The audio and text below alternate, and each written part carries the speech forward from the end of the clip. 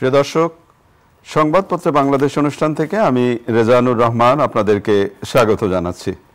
বিভিন্ন জাতীয় দৈনিকে প্রকাশিত খবরের বিশ্লেষণ নিয়ে আমাদের আজকের এই অনুষ্ঠানে অতিথি হিসাবে উপস্থিত আছেন নাগরিক সংহতির সাধারণ সম্পাদক শরীফুজ্জামান শরীফ।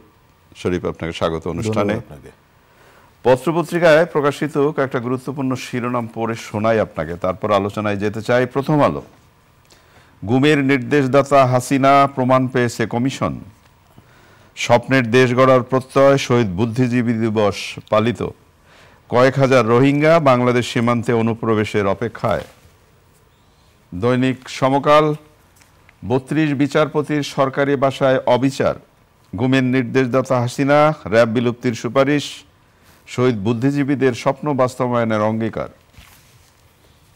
যুগান্তর, গুমের নির্দেশদাতা শেখ হাসিনা, শহীদ বুদ্ধিজীবী দিবস, নতুন দেশ গড়ার প্রত্যয়ে স্মরণ শ্রেষ্ঠ সন্তানদের। কালের কণ্ঠ, শহীদ বুদ্ধিজীবীদের প্রতি রাষ্ট্রপতি প্রধান উপদেষ্টার শ্রদ্ধা।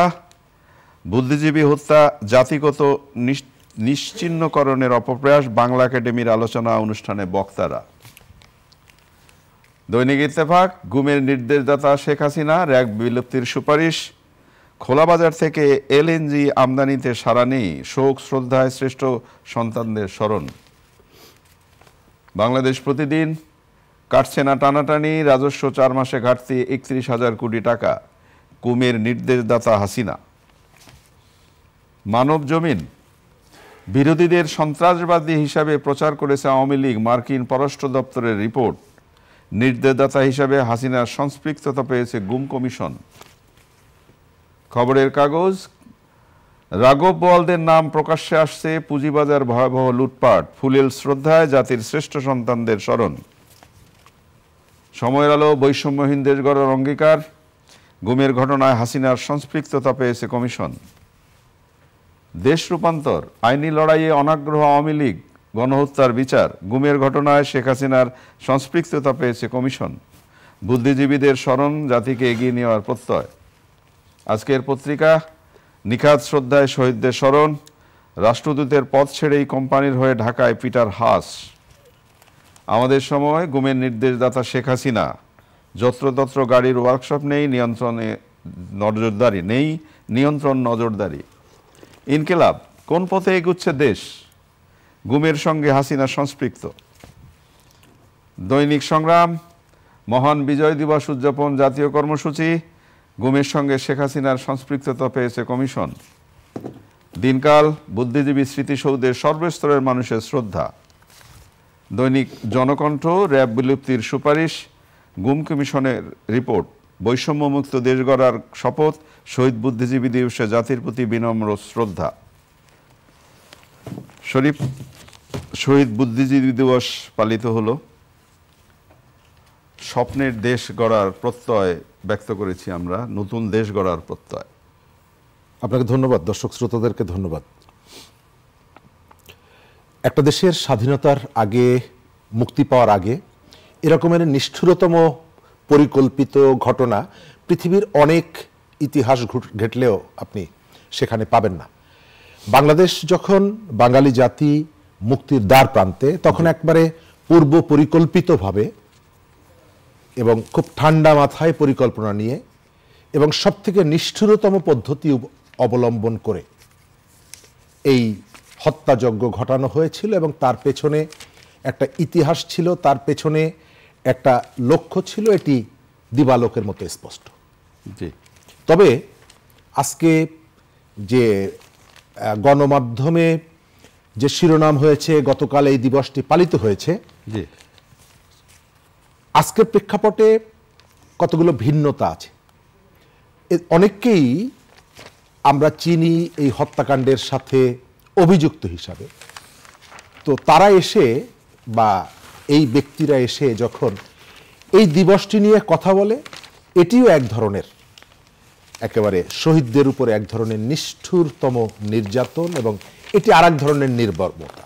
আচ্ছা, তারা এসে যখন আপনার সামনে এই বিষয়গুলো নিয়ে কথা বলে এবং নানা রকমের সূত্র দেয়, এই বিষয়গুলোকে অন্যদিকে নিয়ে যাওয়ার চেষ্টা করে, এটাও এক ধরনের নির্মমতা।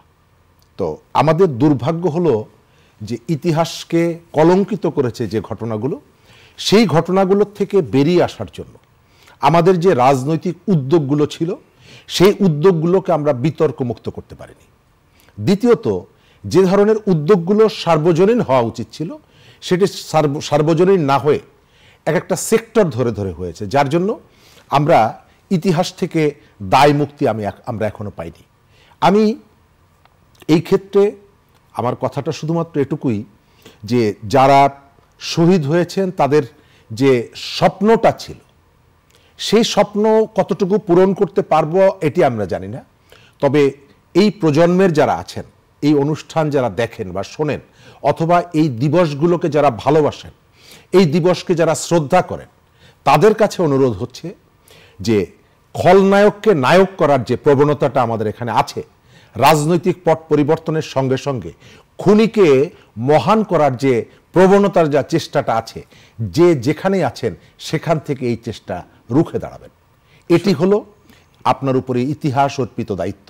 এই কাজটি যদি করতে পারেন তাহলে ওই বুদ্ধিজীবীদের প্রতি আপনি যে শ্রদ্ধাটা প্রদর্শন করছেন এটি হবে একটা অন্যতম বড় কাজ। শরীফ, আপনাকে প্রসঙ্গক্রমে একটা আলোচনায় প্রশ্ন করতে চাই। দৈনিক সমকালের দ্বিতীয় পৃষ্ঠায় একটি রিপোর্ট ছাপা হয়েছে, কালো কাপড়ের আবরণ নিয়ে প্রশ্ন। কালো কাপড়টা কোথায়? শহীদ বুদ্ধিজীবী দিবসের সেই জাতীয় স্মৃতিসৌধে। এখানে এই স্মৃতিসৌধের ফলকের দুটি অংশ, বাম পাশে লেখা রয়েছে বিশ্বকবি রবীন্দ্রনাথ ঠাকুরের লেখা পূরবী কাব্যগ্রন্থের সুপ্রভাত কবিতার অংশবিশেষ, উদয়ের পথে শুনিকার বাণী, ভয় নাই ওরে ভয় নাই, নিঃশেষে প্রাণ যে করিবে দান, ক্ষয় নাই তার ক্ষয় নাই। এই লেখাটি ঢেকে দেওয়া হয়েছে। কেন ঢেকে দেওয়া হলো এটি একটি প্রশ্ন। একই সাথে বাংলাদেশ শিল্পকলা একাডেমি, আগামীকাল আমাদের বিজয় দিবস 16 তারিখ, এই প্রথম তারা একটি বিজয় উৎসব পালন করছে, কিন্তু সেই বিজয় উৎসবে বিজয় শব্দটি নেই, লেখা হচ্ছে ডিসেম্বর উৎসব। আমার কাছে আপনার কাছে বিনীত প্রশ্ন, এই যে আপনি একটু আগে বললেন যে খলনায়কদের নায়ক বানানোর চেষ্টা চলছে, আমরা কি খুব সুচতুরভাবে আমাদের ইতিহাসকে একটু মুছে ফেলবার চেষ্টা করছি? যেখানে যে ইতিহাস সেটা থাকবার কথা। রাইট। এটা গতকালকের শুধুমাত্র আপনি যে নিউজটি বললেন এটা না, আরও অনেকগুলো ঘটনা আমরা মিডিয়াতে দেখেছি। যদিও আমাদের যারা দায়িত্বে আছেন তাদের পক্ষ থেকে বলা হয় মিডিয়া স্বাধীন, সব থেকে স্বাধীন দায়িত্ব পালন করছে, তবে আমি মিডিয়ার একজন অবজারভার হিসাবে আমি আপনাকে বলতে পারি মিডিয়া অনেক সীমাবদ্ধতার মধ্য দিয়ে তাকে কাজ করতে হচ্ছে। এর আগে যে রেজিমটা ছিল সেখানেও তারা একেবারে অবারিতভাবে কাজ করেছে, আমি সেটি বলবো না। তাদেরকে নানা রকমের শক্তি, রক্তচক্ষু উপেক্ষা করে কখনো কখনো সাহসিকতা, দৃঢ়তা নিয়ে কাজ করতে হয়েছে, কখনো কখনো হয়তো ভয়ের সাথে কাজ করতে হয়েছে, আক্রান্ত হতে হয়েছে। কিন্তু খারাপ উদাহরণগুলো আপনি তো কন্টিনিউ করবেন না, সেখান থেকে নতুন দিন ফিরে আনবেন। আমি এখনো দেখছি মিডিয়ার মধ্যে সেই ভয়টা আছে, মুখে হাসি আছে, কিন্তু এই হাসি দেখলে বোঝা যায় তার ভেতরে একটা শঙ্কা কাজ, কষ্টের হাসি, কষ্টের হাসি। আমাদের জুলাইয়ের যে গণ অভ্যুত্থান, এই গণ অভ্যুত্থানটা কিন্তু আমাদের অন্য কোনো রাজনৈতিক পট পরিবর্তনের কাউন্টার কিছু না, অন্য কোনো রাজনৈতিক পট পরিবর্তনের কাউন্টার একটা ঘটনা তা না, সেগুলোর ধারাবাহিকতা। গতকালকেও স্মৃতিসৌধে আমাদের উপদেষ্টাদের কেউ কেউ বলেছেন যে এটি হলো আমাদের দীর্ঘদিনের স্বাধীনতা, মুক্তিযুদ্ধ, অন্যান্য যে তার পরবর্তী রাজনৈতিক ঘটনা প্রবাহ। কারণ এই যে অভ্যুত্থান, এই অভ্যুত্থান মানুষকে কথা বলার অধিকার ফিরিয়ে দিয়েছে, কথা বলতে শিখিয়েছে, অন্যায়কে চ্যালেঞ্জ করতে শিখিয়েছে। তো সেই জায়গাটায় আপনি গত কয়েকদিন ধরে যে কাজগুলো করছেন, এই কাজগুলোর সঙ্গে আমাদের 24-এর চেতনার সাথে সাংঘর্ষিক। আপনি মুক্তিযুদ্ধের ইতিহাস, এটিকে যারা যখন ক্ষমতা এসেছে তার মতো করে নির্মাণ করেছে, কিন্তু এবং সেটিকে ব্যবহার করে রাজনৈতিক সুবিধা নিয়েছে। মুক্তিযুদ্ধকে ব্যবহার করে অনেক দুষ্কর্ম হয়েছে আগের সরকারের সময়। কাজের লোকের 400 কোটি টাকার মালিক, এই যে গুমের কথা বলছেন, নানা রকমের এই দুষ্কর্মগুলো সাইনবোর্ডটা ব্যবহার করা হয়েছে মুক্তিযুদ্ধের, কিন্তু এইটার জন্য মুক্তিযুদ্ধ কিন্তু দায়ী না। এইটার দায়ী হচ্ছে তারা যারা এই মুক্তিযুদ্ধকে ব্যবহার করেছে। 1971 সালে যারা ধর্মকে ব্যবহার করে জনগোষ্ঠীর উপরে নিপীড়ন চালিয়েছে তার জন্য কিন্তু ধর্ম দায়ী না, যারা তাকে ঢাল হিসেবে ব্যবহার করেছে তারা দায়ী। আজকেও মুক্তিযুদ্ধকে যারা ঢাল হিসেবে ব্যবহার করে লুটপাট করেছে, ব্যাংক ডাকাতি করেছে, মানুষের ভোটাধিকার কেড়ে নিয়েছে, মুক্তিযুদ্ধের চেতনাকে বিপথে ফেলে দিয়েছে, তারা দায়ী। এটার জন্য মুক্তিযোদ্ধারা দায়ী না। কিন্তু খুব পরিকল্পিতভাবে ওই যে দুষ্কর্মকে মুক্তিযুদ্ধের সঙ্গে আঠা দিয়ে লাগিয়ে দিয়ে আপনি মুক্তিযুদ্ধকে গুলি করার চেষ্টা করছেন, তাকে আসামির কাঠগড়ায় দাঁড় করার চেষ্টা করছেন। এবং এই যে ঘটনাগুলো আমি ওই যে একেবারে সুপরিকল্পিতভাবে করা হচ্ছে, কারণ এই যে ঘটনাগুলো সব থেকে সেন্সিটিভ জায়গা। এই সরকারটা, আমি তাকে মনে করিয়ে দেব যে গত 15 বছরে যে রেজিমটা ছিল তারা কিন্তু একটা কথা বলার চেষ্টা করত যে আমরা যদি না থাকি তাহলে মুক্তিযুদ্ধের ইতিহাস কিছুই থাকবে না। এই সরকার সেই বক্তব্যটাকে জাস্টিফাই করার সুযোগ করে প্রমাণ করে দিচ্ছে। আপনি শিল্পকলা একাডেমিতে আমরা সারা জীবন, এটি জাতীয় পার্টি যখন ক্ষমতায় ছিল তখনও দেখেছি, বিএনপি জামাত ক্ষমতায় ছিল তখনও দেখেছি, আওয়ামী লীগের সময় দেখেছি বিজয় উৎসব।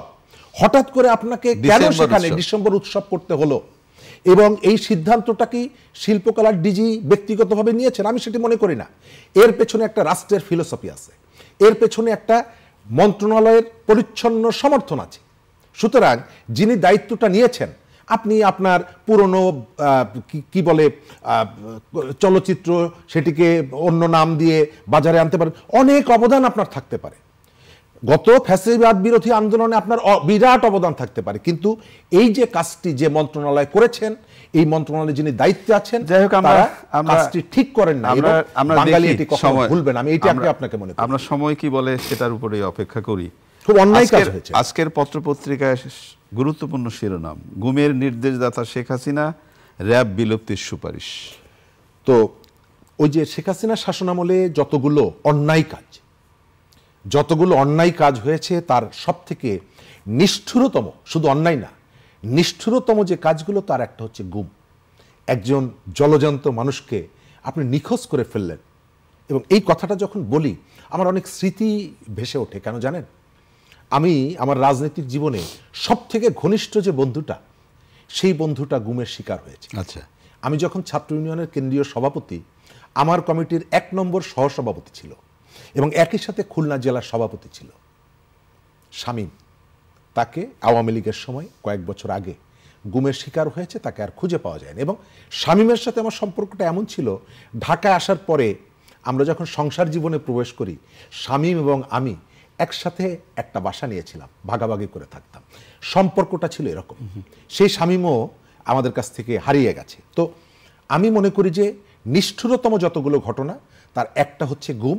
কিন্তু এতদিন আমরা গুমের অনেক রহস্য আমরা জানতে পারিনি। আমরা আশা করব যে এই কমিশন যে রিপোর্টটা দিয়েছে, এটি নিরপেক্ষতার সাথে যেন এই রিপোর্টটাকে ভিত্তি করে যারা এর অভিযুক্ত তাদেরকে আইনের মুখোমুখি করা হয় এবং আমরা এটিকে যাতে রাজনৈতিক কাজে ব্যবহার করা না হয়। যার বিরুদ্ধে অভিযোগটি এসেছে তিনি কিন্তু এখানে অবস্থান করছেন না, তার সাথে আপনি কোনো কিছু জানতে পারছেন না। তারপরেও আমরা মনে করি যে এটিকে একটা বিচারিক প্রক্রিয়ার মধ্যে নিয়ে যেতে হবে। আমাদের এখানে অনেক বড় বড় অপরাধ চলছে, বোধহয় সেটাই তো চলছে, সেদিকে আপনাকে যেতে হবে। এবং এই বিচারগুলো নিশ্চিত করার জন্য যাতে আপনি দীর্ঘমেয়াদী সময় না নেন, কোনো রাজনৈতিক চাপের কাছে যেন আপনি নতি স্বীকার না করেন। আর র‍্যাব বিলুপ্তির যে সিদ্ধান্তটি, এটি এর আগে বিএনপির পক্ষ থেকেও কিন্তু এই দাবিটা এসেছে। গত কয়েকদিন আগে পুলিশ সংস্কার কমিশনের ক্ষেত্রে কতগুলো প্রস্তাব দিতে গিয়ে বিএনপি এটি বলেছে, যদিও এই র‍্যাব সৃষ্টি হয়েছিল কিন্তু বিএনপির হাত ধরে, এবং তারপরেও এটিকে রাজনৈতিক কাজে ব্যবহার করা, বিশেষ করে সেই সময় ওই যে হার্ট অ্যাটাক করে মৃত্যু, এই ঘটনাগুলো আমরা জানি। তো আমরা চাই শুধুমাত্র কোনো বাহিনীর বিলুপ্তির ভিতর থেকে আপনার অপরাধ কর্মকাণ্ড শেষ হয়ে যায় তা না। অপরাধ কর্মকাণ্ড কোনো বাহিনীর দ্বারা সংগঠিত অপরাধ যদি আপনাকে নিয়ন্ত্রণ করতে হয় তাহলে অবশ্যই আইনের শাসন আপনাকে প্রতিষ্ঠা করতে হবে। বিভাগীয় যে শৃঙ্খলা, সেটাকে যদি আপনি প্রতিষ্ঠিত করতে না পারেন, আপনি র্যাব বিলুপ্ত করলেন, পুলিশ, এই গত কয়েকদিন ধরে পুলিশের যে ঘটনাগুলো আমরা দেখছি, গতকালকে দেখেছি ওই যে কিশোরগঞ্জে, গত 3 দিন ধরে আমাকে অনেকেই ফোন করছেন কিশোরগঞ্জের নানা জায়গা থেকে, কিভাবে ফোন নাম্বার সংগ্রহ করেছে আমি জানি। তারা তাদের কথাগুলো বলছেন। ইটনাতে একজন জুতা সেলাই করেন, হার্ট অ্যাটাকে মারা গেছে, তার হাঁপানির সমস্যা ছিল, হাঁপানিতে তিনি মৃত্যুবরণ করেছেন।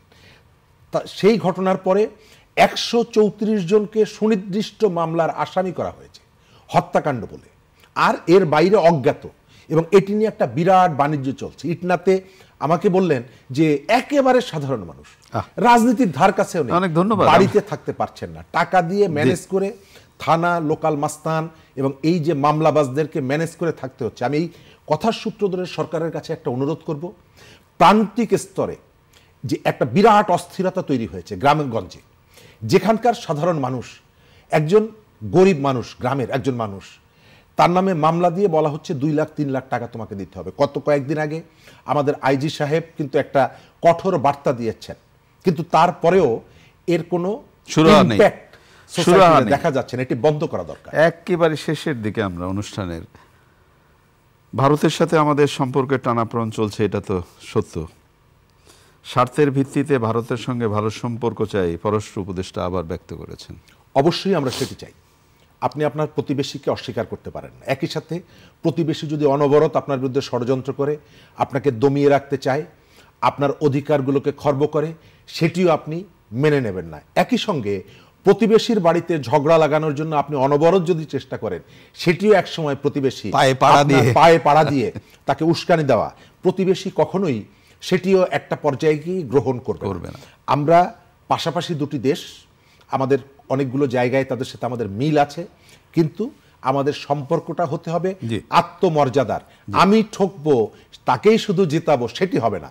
আমরা আমাদের মর্যাদা নিয়ে দেবে আর নেবে, সেটি হয়তো একসময় আপনি আবার এ দিয়ে কালো কাপড় দিয়ে হয়তো ঢেকে দিব, রবীন্দ্রনাথের যেহেতু বক্তব্য। যাই হোক, আমরা এই জায়গাটায় চাই যে আমাদের আত্মমর্যাদা নিয়ে তারা যত বড় প্রতিবেশী হোক না কেন, তাদের সেখান থেকে আমাদের এই ছোট প্রতিবেশীকে ঠকানো, তাদেরকে নিয়ে ঠাট্টা মশকরা করা, তাদের সার্বভৌমত্ব অধিকারকে অস্বীকার করার প্রবণতা যেমন থাকবে না, একই সঙ্গে এখান থেকেও আমি তাদের মধ্যে অন্তর্ঘাতমূলক তৎপরতা সৃষ্টি করার জন্য কোনো চেষ্টাও করব না।